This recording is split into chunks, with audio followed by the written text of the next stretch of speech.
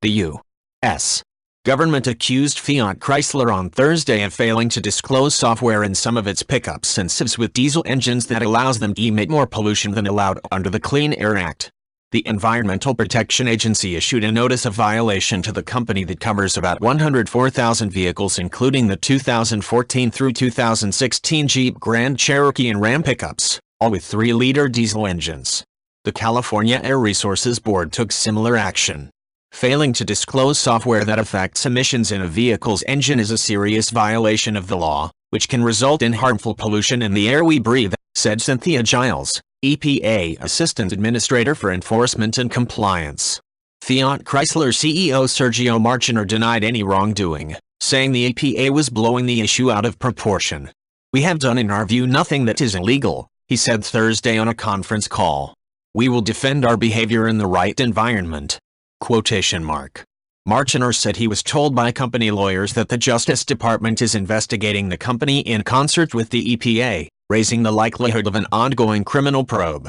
He said the company halted production of Grand Cherokees and Rams with diesel engines in September, but will continue to sell models manufactured before then that are still on dealers' lots. The company said it intends to present its case to the incoming Trump administration. "We will work with the new leadership to get this issue through," Marchionne said.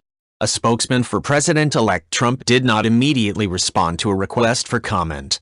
The White House said Thursday that EPA makes enforcement decisions independently and that outgoing President Barack Obama wasn't involved in the decision to cite the company.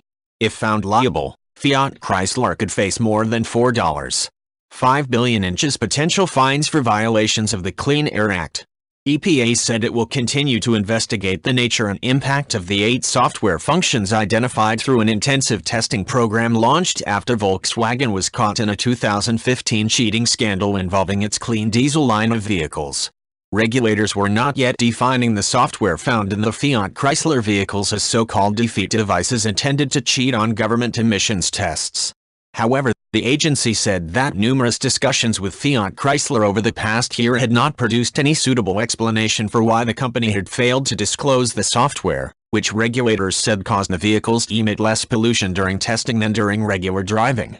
"This is a clear and serious violation of the Clean Air Act," Giles said. "When companies break the law, Americans depend on EPA to step in and enforce."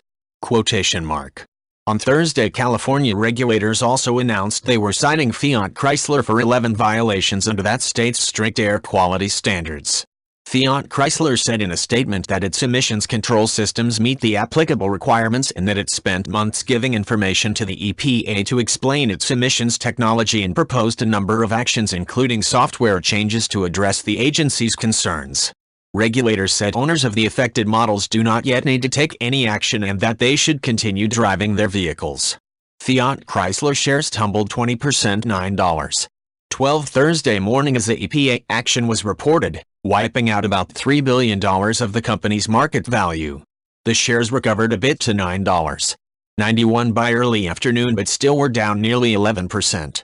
Shares of Cummins Incorporated also fell just over 2% to $137.59. Though the company manufactures some diesel engines for Fiat Chrysler, the company said Thursday it did not make the engines in the Jeep and Ram models cited by the EPA.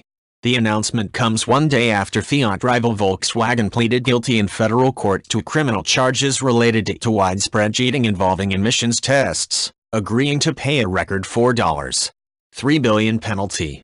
6 high-ranking VW executives have been charged in the scandal, which prompted a nationwide recall of more than 500,000 affected cars and SUVs. In the Volkswagen case, prosecutors alleged that top officials at the company approved of the cheating scheme, repeatedly lied to U.S. regulators and then orchestrated a mass attempted cover-up that included deleting computer files and emails. If you like this video, please leave a like and subscribe.